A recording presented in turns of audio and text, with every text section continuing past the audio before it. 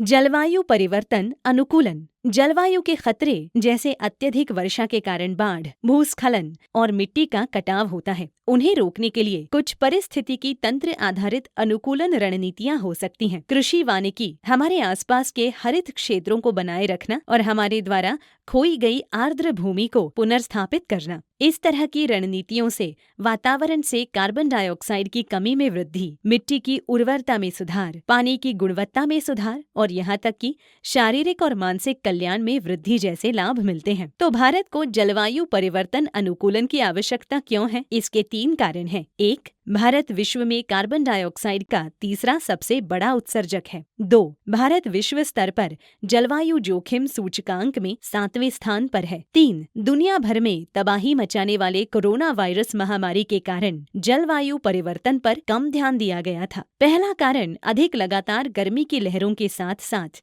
बाढ़ और समुद्र के स्तर में वृद्धि के जोखिम को बढ़ा सकता है। तीसरा कारण राज्य स्तरीय जलवायु परिवर्तन अनुकूलन परियोजनाओं के लिए कम वित्तीय सहायता का कारण बन सकता है। और ये दोनों दूसरे कारण के साथ खाद्य संकट और हमारे समाज के कमजोर समुदायों के लिए आय और काम के नुकसान के माध्यम से मानव जाति के लिए विनाश का कारण बन सकते हैं। सतत कृषि राष्ट्रीय मिशन का उद्देश्य भारत के कृषि उत्पादन को बनाए रखना है, विशेष रूप से उन क्षेत्रों में जहां अच्छी बारिश होती है। एकीकृत खेती, कुशल जल उपयोग, मिट्टी की गुणवत्ता बनाए रखने और प्राकृतिक संसाधनों के संरक्षण जैसी पहल के माध्यम से। इस मिशन के तहत कार्यक्रम हैं: बारानी क्षेत्र विकास, मुद्रा स्वास्थ्य प्रबंधन, कृषि जल प्रबंधन पर निगरानी, मॉडलिंग, नेटवर्किंग। राष्ट्रीय जल मिशन राष्ट्रीय जल मिशन संरक्षण और दक्षता सुधार तकनीकों के माध्यम से जल संसाधनों के जिम्मेदार उपयोग और प्रबंधन को बढ़ावा देता है। मिशन नागरिकों और राज्यों के बीच पानी के संरक्षण, वृद्धि और संरक्षण को बढ़ावा देता है। इसके लिए कई प्रशिक्षण कार्यक्रम और अभियान चलाए गए। ऐसा ही एक प्रशिक्षण है वर्षा संरक्षण, जल घाटियों का एकीकृत प्रबंधन, जल उपयोग दक्षता में 20% की वृद्धि, संवेदनशील जल उपलब्धता वाले क्षेत्रों पर ध्यान दें, सार्वजनिक चुनाव के लिए जल डेटाबेस तैयार करना, हिमालयी परिस्थितिकी तंत्र को बनाए रखने पर राष्ट्रीय मिशन हिमालयी परिस्थितिकी तंत्र पर जलवायु परिवर्तन के प्रभावों का अध्ययन करता है। विशेषज्ञों जैसे कि मौसम विज्ञानियों, हिमनदविदों आदि की सहायता से यह हिमालयी परिस्थितिकी तंत्र के संरक्षण का भी अध्ययन करता है। पर्यावरण में परिवर्तन के प्रभावों का अध्ययन करने के लिए ज्ञात संस्थाओं और डेटाबेस की नेटवर्किंग, पर्यावरण में होने वाले परिवर्तनों के भविष्य के संकेतों का पता लगाना और उनकी भविष्यवाणी करना, पर्यावरण परिवर्तन के सामाजिक, आर्थिक और पारिस्थितिक परिणामों का आकलन, अनुकूलन और शमन प्रथाओं में सामुदायिक भागीदारी को बढ़ावा देना। इस मिशन से जुड़े लोगों में इसके कार्यान्वयन के तरीकों के बारे में जागरूकता पैदा करना। जलवायु परिवर्तन के लिए सामरिक ज्ञान के लिए राष्ट्रीय मिशन जलवायु परिवर्तन पर राष्ट्रीय कार्रवाई का समर्थन करने के लिए एक इंटरैक्टिव ज्ञात प्रणाली बनाना चाहता है। इसके 10 उद्देश्य जैसा कि स्क्रीन पर प्रदर्शित होता है, इस उद्देश्य के लिए लक्षित हैं: जलवायु प्रतिरोधी कृषि। निकरा को भारतीय कृषि, फसल, पशुधन और मत्स्य पालन की ताकत बढ़ाने के लिए शुरू किया गया था ताकि यह जलवायु परिवर्तन के प्रभावों का सामना कर सके। जैविक खेती। भारत सरकार ने जैविक खेती को बढ़ावा देने के लिए 2 कार्यक्रम शुरू किए हैं। परंपरागत कृषि विकास योजना के बारे में कुछ महत्वपूर्ण तथ्य इस प्रकार हैं। 2015 में शुरू किया गया यह मृदा स्वास्थ्य प्रबंधन SHM पहल के तहत एक क्लस्टर आधारित कार्यक्रम है जो किसानों को जैविक खेती को अपनाने के लिए न्यूनतम 20 हेक्टेयर के आकार के साथ प्रोत्साहित करता है।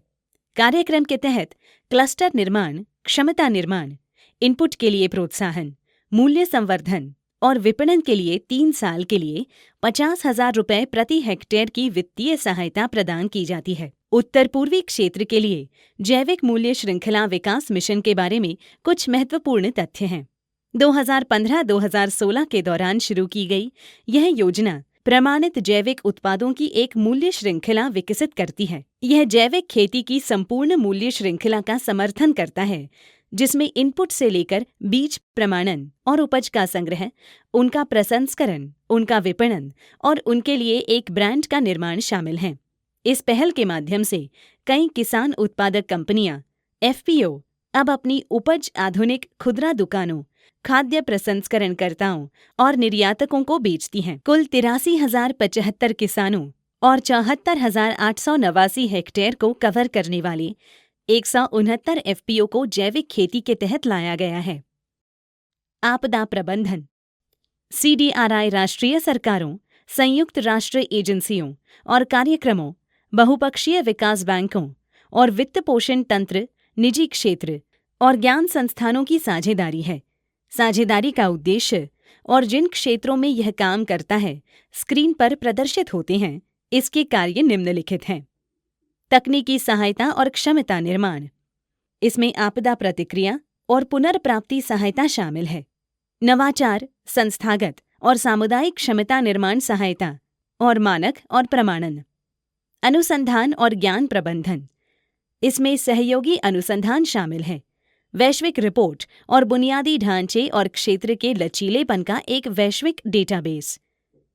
वकालत और भागीदारी। इसमें वैश्विक कार्यक्रम और पहल शामिल हैं। ज्ञान वित्त पोषण और कार्यान्वयन एजेंसियों का बाजार और ज्ञान उत्पादों का प्रसार। तकनीकी सहायता और क्षमता निर्माण, अनुसंधान और ज्ञान प्रबंधन, वकालत और भागीदारी।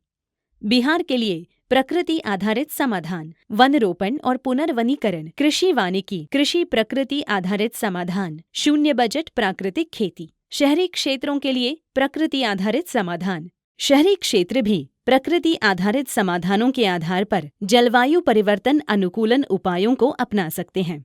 वो है हरित आधारित संरचना, शहरी वनों, हरी छतों आदि के माध्यम से हरित क्षेत्रों का निर्माण और प्रबंधन।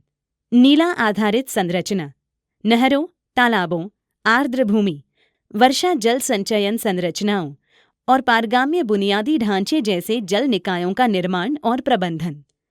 नील हरित आधारित संरचना के निर्माण से परिवेशी वायु तापमान में कमी आती है, हवा और पानी की गुणवत्ता में सुधार होता है और बाढ़ के संभावित जोखिम में कमी आती है। लोगों की भलाई में सुधार एक अतिरिक्त लाभ है।